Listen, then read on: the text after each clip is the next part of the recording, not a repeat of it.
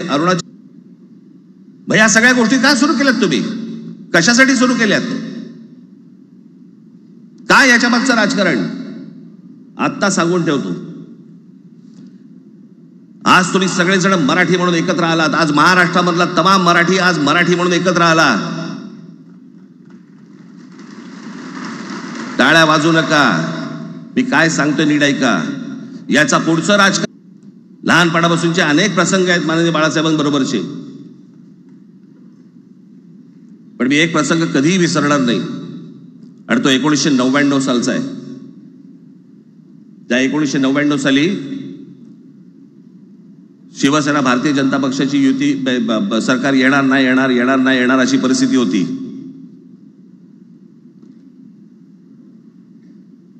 पवार साहेब त्यावेळेला त्यांनी राष्ट्रवादी काँग्रेस पक्ष स्थापन केला होता. वेगवेगळे लढले होते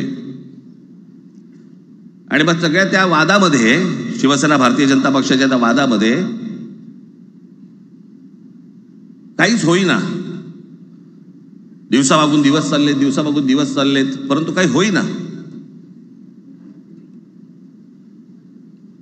एके दिवशी मी मातोश्रीला खाली बसलो होतो. दुपारची वेळ होती. अचानक 2 गाड्या लागल्या.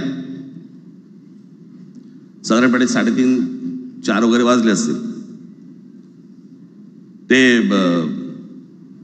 जरा वेळेला नाव विसरतो मी. कोणाचं कोणतो जावडेकर, प्रकाश जावडेकर आणि काही मंडळी आली. मला म्हणाले, राज बाळासाहेबांना अर्जंट भेटायचंय. म्हटलं आत्ता ते भेटणार नाही. म्हटलं ती त्यांची झोपायची वेळ आहे. नाही म्हणे अर्जंट आहे. म्हटलं नाही भेटणार. म्हटलं मी तुम्हाला सांगतो. म्हटलं काय विषय काय? म्हटलं मी बोलायचं काम करतो. म्हटलं काय विषय काय? त्यांना सांगा मुख्यमंत्री पदाचा विषय झालेला आहे. म्हटलं अच्छा, अरे वा. म्हटलं काय झालं? सुरेशदादा जैन यांना दोन्ही बाजूने आम्ही ठरवलंय की त्यांना मुख्यमंत्री करायचं. एवढं फक्त बाळासाहेबांना सांगायचं. ठीक. मी वर गेलो. रूममध्ये काळोख, शांतता. आम्ही अरे तुरेमध्ये बोलायचो म्हणून मी हाक मारली. म्हटलं हे काका गाढ झोपले होते. म्हटलं काका उठ. हे काका उठ. बघितलं माझ्याकडे. काय रे? म्हटलं नाही ती सगळे खाली जावडेकर वगैरे सगळी मंडळी आली आहेत. म्हटलं बरं मग? नाही ते म्हणतात ते मुख्यमंत्री पदाचा विषय झालाय म्हणून. म्हटलं पण ते म्हणाले काय झालं?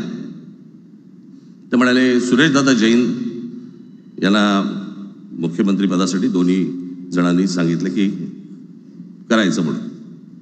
असं माझ्याकडे बघितलं त्यांनी. त्यांना जाऊन सांग महाराष्ट्राचा मुख्यमंत्री मराठीच होईल, दुसरा कोणी होणार नाही.